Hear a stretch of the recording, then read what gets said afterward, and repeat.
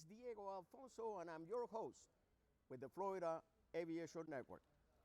We are broadcasting free and in the clear from the Aerospace Discovery at the Florida Air Museum at the Sun and Fun Complex in Lakeland, Florida, during the 43rd Annual Sun and Fun Fly-In and Exposition. Today, our guests are Mr. Ron Timmerman.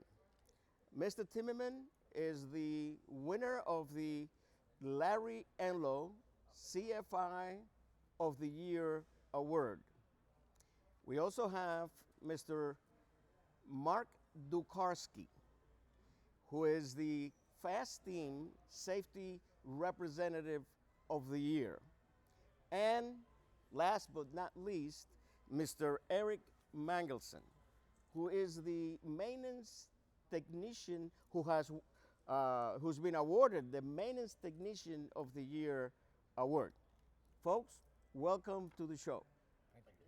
I'll tell you one thing, this is going to be the easiest thing for me to do because I've never done an interview where we have so much in common. Because you're a pilot in a CFI, you're a pilot in a CFI, and Eric, you are a pilot and a mechanic. And I'm a pilot, CFI, and mechanic. So we have a lot of things in common. So this is going to be really, really interesting. Now, you know, whenever we do these things, we have the people out there who really want to know a little bit of background on everybody that we interview here. So I'm going to start with you. And I guess the first question I'm going to ask you is, when was the first time that you felt that you wanted to be a pilot? Could you share that with us? Yeah, it was easy for me, Diego. It was when I was 8 years old, my big brother, who was already a pilot, he was also my hero and my mentor. He took me for a ride in a Piper Tri-Pacer.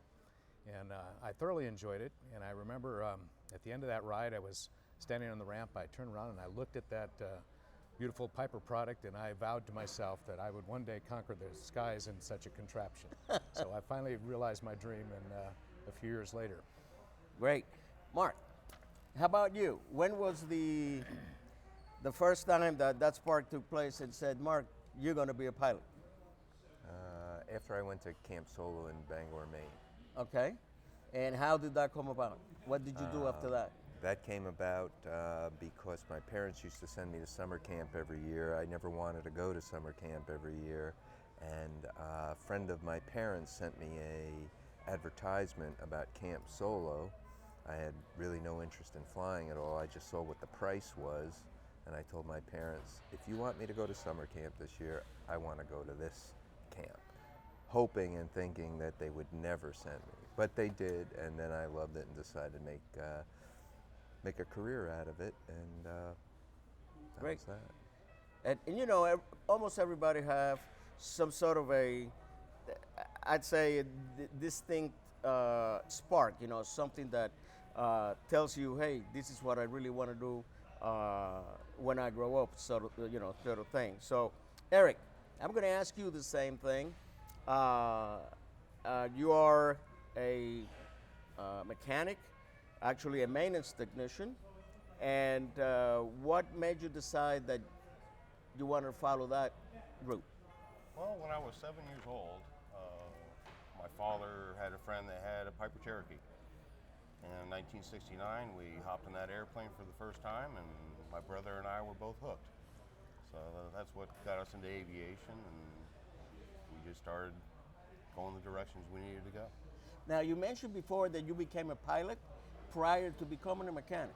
No, actually, I don't have my private pilot's license. I've been working on that since '79. It's just time and money, and the last time just had an FAA check ride, and I ran out of time. So, but I have flown ultralights, hang gliders, sailplanes. I do have a lot of hours. And what region did you learn to fly? It was up in Winston-Salem, North Carolina. Winston-Salem, North Carolina. I got hit by Hurricane Hugo there back many years ago, and on overnight. I still remember that day. We're going to talk about that later. Ron, now you become a pilot, and then what motivates you to become a CFI, to continue?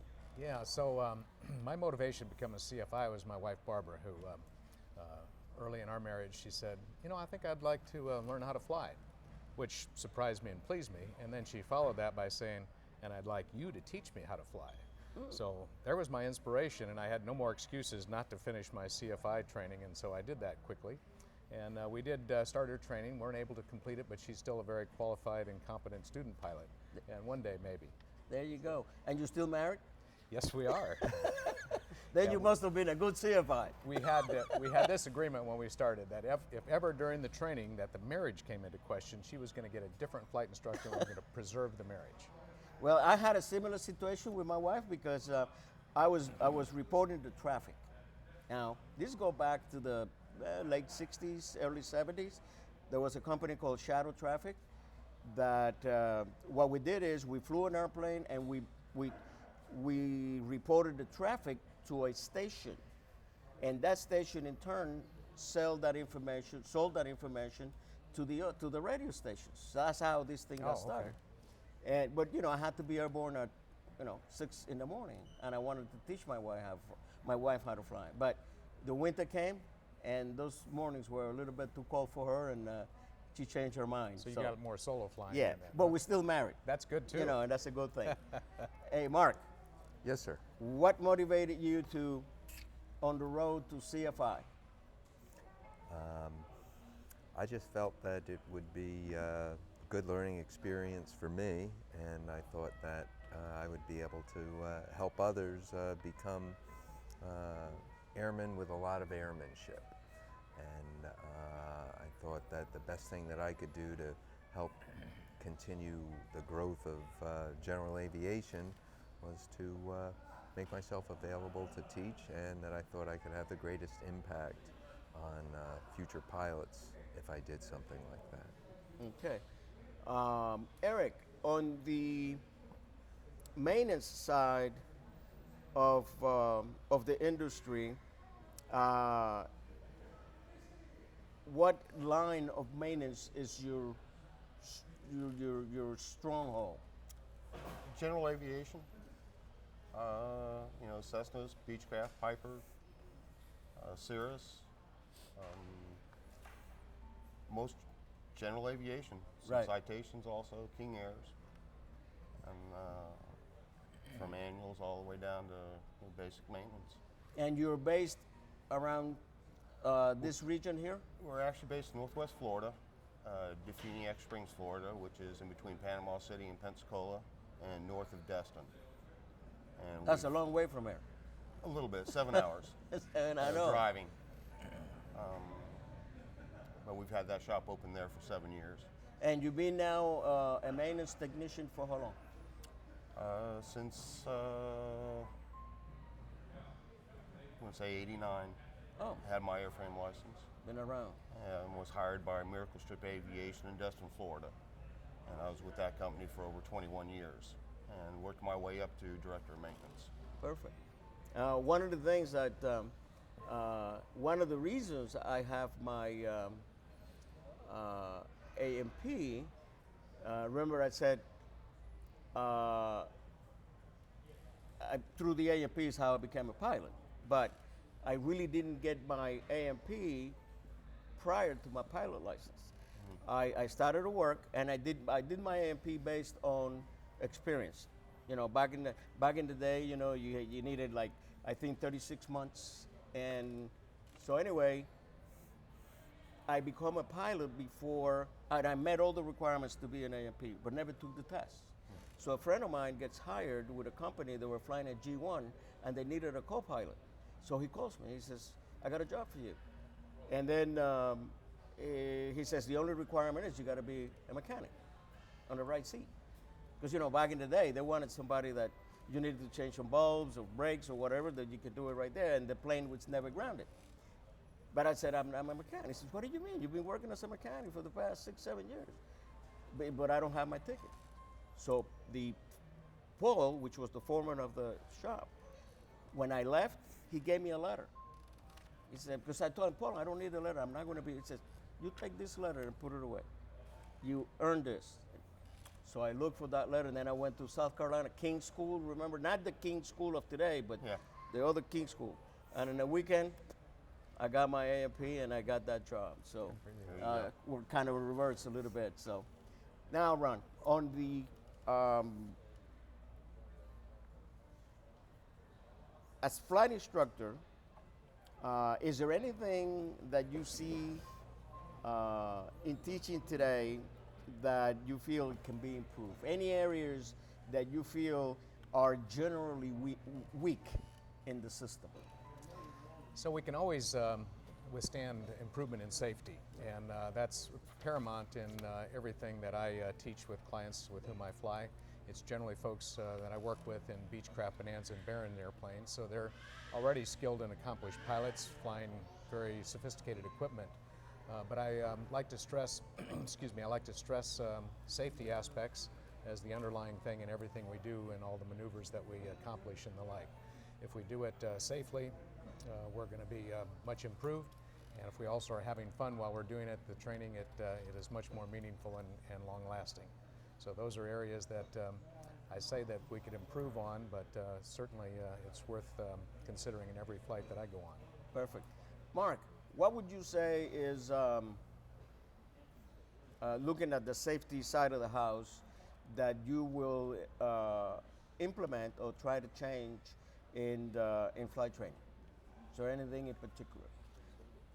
I mean, we just need you to paint it with a wide brush. With a wide brush, my wide brush would be to make sure that all students understand that the first and most paramount thing is to fly the airplane, and to take your time, use your checklists, and be considerate to other pilots. And what do you think about this new, well, it's not a PTS anymore. I think it's called what, the AC? The ACS, Airman Certification Standards. I think it's a big improvement. I think that it makes the path for the instructors to follow clearer. I believe it's certainly more clarity for the students because of the way it's broken down into sort of bite-sized elements, and that it removes some of the subjectivity and the necessity to learn things that aren't really necessary. Correct. Eric, let me ask you this question. From a maintenance standpoint, what do you think are the weakest areas or areas that could be reinforced as far as maintenance of airplanes is concerned? Anything that you may think about? Well, over the years, the biggest thing I see are owners and operators not really knowing their aircraft. And for a safety standpoint, that's not a good thing. It's like for emergency gear extensions. I've talked to a lot of owners, I've never done that. So we invite them over to the shop when we have it on jacks. Let's go through the procedure. It's something they just really don't do. And there's other things too, service bulletins and service instructions that they've never heard of. So we get them involved and get them to know their airplane. That's probably the biggest thing. Exactly. You don't know this, but I'm going to tell you, I was also a pilot examiner for 20 some years, and I did lots of check ride. And although I never expected a pilot to be a mechanic, because that's unfair. The pilot needs to know, let me rephrase that. The way the system is right now, pilots don't need to know that much about airplanes in terms of maintenance and mechanics. Why? Because no airplane manual talks about those things. And unfortunately, when you do a truck ride, you cannot go outside of the references that you have or that those tests were put together. But I feel bad for the pilot that has no mechanical, not knowledge, but even an idea of how that thing works, versus the pilot that is a mechanic that can hear the engine talking, you know what I mean, or things or gauges telling them something. And I think that is an area that should be addressed, and that is to extend the knowledge of the pilot a little bit more than it's a four-stroke in compression and intake and this type of thing, because most pilots really have no idea of how that airplane is really working. You concur with that? Oh yes, yeah. It's just like airworthiness directives. A lot of customers don't really want to know about the airworthiness directive and why they're having to comply with it. They just know they have to comply with it. Exactly, and not being familiar with all those other things also tends to create a false sense of security in the owner, not really looking after things that perhaps really need to be done, and they discard them because they don't think they're important. Well, they depend on their mechanic for a lot of things. And like I said, I like having the owners and operators involved because they need to know. Because I've had a lot of customers come back and they'd be upset about something. Right. And with other companies they'd be working with. And did you ask them this and this? And they haven't. Yeah. So being informative with our customers and stuff makes it easier for them, and they understand their airplane more. Yeah. I remember I had a customer once that I told him you have a crack head, cylinder head. It's just, well, we'll do that the next annual. Not happening. And I think it's precisely the lack of knowledge of what is about to happen by having this. And I totally agree with you. I think that the mechanic needs to emphasize these things, to really say, hey, you really I'm not looking after money right now. I'm looking after your safety. Yes, you and the gotta do family. this. And this is a very important point. Ron, are you now teaching with a flight school? Are you teaching independently? How is it that you're using your skills right now? Yeah, I'm an independent flight instructor, Diego, and have been in the nearly 20 years I've been doing flight instruction. And I am associated with two formal training programs, the Bonanza Baron Pilot Training Program and the Beechcraft Pilot Proficiency Program. And so in that, I do ground and flight instruction at several locations around the U.S. and travel to them, teaching Beechcraft owners how to fly their airplanes better and safer and more enjoyably. I'll tell you, and I think we talked about this before, I worked for them too, many years ago. As did Larry Enlow. And so did Larry. That's right. There was three of us, Mark Griffin, Larry Arrow, and myself. We did that. And to me, that was, I was impressed from day one. And the thing that I was talking to Eric about now, they had the Beechcraft guru in maintenance. This guy was like 90 years old, and he knew Mr. Beechcraft. I mean, I'm serious. And he will teach the pilots about their airplane. And I think they still do that. They do. So not him, but Mr. Coleman is now deceased, but we have other very well experienced Beechcraft mechanics who show up at each of these classes and provide their expertise and answer questions for pilots. A very important part of understanding their aircraft and flying them more safely, as you had alluded to. Exactly, and I remember they had a V-35 taking apart, all the inspection plates and everything off, and the pilots will come in and they will give them actually a lesson. It was a 4-hour drill every morning about exactly what the airplane did. Right, and the American Bonanza Society continues to do that. They call them service clinics, where people can bring their airplane for that 4-hour inspection. And that's how I was saying before that we need to include in regular training, in regular FAA training, a little bit more extensive on the maintenance side of the training.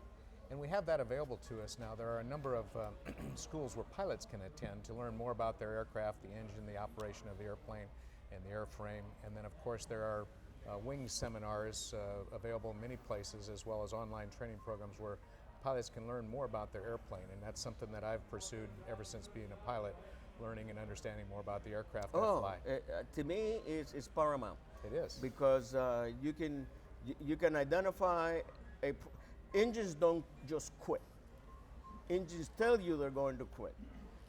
on a very rare occasion, you're going to have something that, boop, it happened that way. Most of the times, it could be avoidable. Indeed. Okay, Mark, let me ask you this. As far as your same question I asked Ron, are you now associated with a school, or are you freelance, or how are you exercising your CFI privileges? I do some check instructor work for Part 141 flight schools.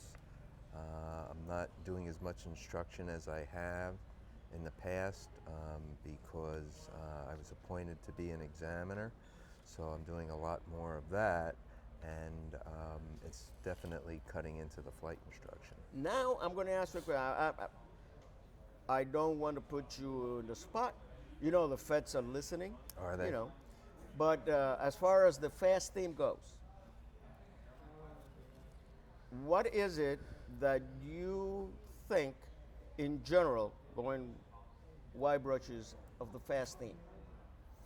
Well, the FAA safety team's been around for several years. I'm thrilled to be part of it, and I was very excited when I was invited to join. I think it's a great program. The statistics prove it out. Under 1/4% of people involved in accidents are members or people that participate in the FAST Team's WINGS program. And the WINGS program enables you to either attend seminars face-to-face. It enables you to go online and choose from literally hundreds of courses, all of which, well, not all of which, but many of which will give you WINGS credit. By getting WINGS credit, you can, for each stage of WINGS, it's the same as a flight review, used to be known as the biennial flight review, but since safety is every day, all day, every year, it's not so much biennial anymore. The FAST team has some very experienced people that specialize in safety. In addition to that, the FAA has provided FAST team program managers. I can't speak to the other districts, but in the district that I'm in, the Orlando district, which by the way accounts for over 20% of the flight training in Yes, sir. all the United States, out of, 77 districts? That's quite a Yes. statistic. And that's a very important fact that people should know, is that over 18% of the pilot certifications in the world are done Yes. in this district. So Yes. that's a very, very important. That's huge. And we're really lucky because we've got in our district a fellow by the name of Robert Jex and Tony Alfea, which, by the way, in my instance, I wouldn't have won any awards if it weren't for the two of them. They're truly professionals. These guys are working till 9, 10 o'clock at night, Yep. driving across the state of Florida to get back home after the events. They're very dedicated people, and we're lucky to have them, and we're lucky to have the support of the FSDO that we do, because without it, none of this would take place. And you've got quite a history as well, Diego, in our National Resource Center, the Orlando Field Office here, the Safety Center, right here in the airport in Lakeland. And we're lucky to have that facility to do these seminars, events, and invite people from all over the state, or anyone that wants to come. Well, here's the thing. Whenever I do a seminar, I always, first of all, I tell people the definition of safety, because we talk about safety. What's your definition of safety, Diego? Safety is anything that you do to prevent you from getting hurt or hurting those in other airplanes or on the ground. When you really see exactly what the meaning of the word is, it takes a different meaning in your mind. We talk about safety, and it's just not enough to talk about safety. I say that you have two choices. If you're involved in aviation, whether you're a maintenance technician, a pilot, ATC, whatever, there are two choices in aviation safety. One of them is you can be part of safety. And the other one is safety has to be a part of you. And we have to make that choice. But if you're a pilot, especially, your choice is reduced to one. Safety has to be part of you. Because once you go up there, it's you, and only you. You can talk to a controller, and all the guy can say, turn right, turn left, climb, descent. Can see the airport? No. Sorry for you. But that's about it. You know what I mean? It's all you. And it's very important that we see that. And I was involved in the safety program since it is actually when it was called accident prevention back in 40 some years ago. So I've been involved in it since. It's inherently in me, you know. Okay, so now what is the future for you? What are you planning to be doing in the next 5 years, other than going down to the beach in Clearwater and having a Tom Collins or rum and coke or something like that? Don't drink anymore, so we're fine there. But expanding the company and working that. My life's been dedicated to aircraft maintenance, and I've worked hard. And I've worked with a lot of great people to get me there, and I just enjoy working on the planes. And I know how everybody loves flying. I enjoy flying too, and wanting to keep it safe for everybody in the air and on the ground. That's the name of the game. Although you know there is a feud between pilots and mechanics, you know, from the very beginning. And although now it's really, but I remember because I've been on both sides. You know, the biggest thing is how soon can I get my plane back? I want to get back in the air. I remember, and I saw this on an email the other day. The pilot comes back to the base, and in the report it says left engine missing. And then the mechanic wrote it, found left. I found left engine. So it's always been kind of a tension there, a little bit. But, well, anyway, I think, is there anything else that you would like to say before we sign off? Well, I'm very appreciative of being recognized. I'm sure there's a lot of many qualified instructors, and I'm pleased to represent those in the Orlando district and in the southern region, and I'm delighted for that opportunity, and very proud of Mr. Gensler, who won at the national level, and so he's a very accomplished person. I look forward to meeting him later today. Yes, and I really enjoy that letter that you emailed. You emailed a letter the other day. I think that was very nice, and I actually enjoyed reading it. So I just want you to know that. Thank you, Diego. So how about you? Same question. Well, first off, I'd like to thank the Florida Aviation Network for being able to take the time and support general aviation as it does. Same thing for Sun and Fun. Sun and Fun's helping put all this on and supplying people, food, everything else. And of course to the Orlando FSDO for the honor that they bestowed on me, and I hope that I can continue to live up to their expectations. I know I hate to do this because I had a pastor that says if there's one speaker on the house or a first speaker, he's fresh, he can really address. If there's a second speaker, he can still, you know, wiggle his way about, but if there's a third speaker, may the Lord have mercy on him. Yes, I know. So, but the same question goes to you. Well, I'd just like to thank everyone involved in general aviation.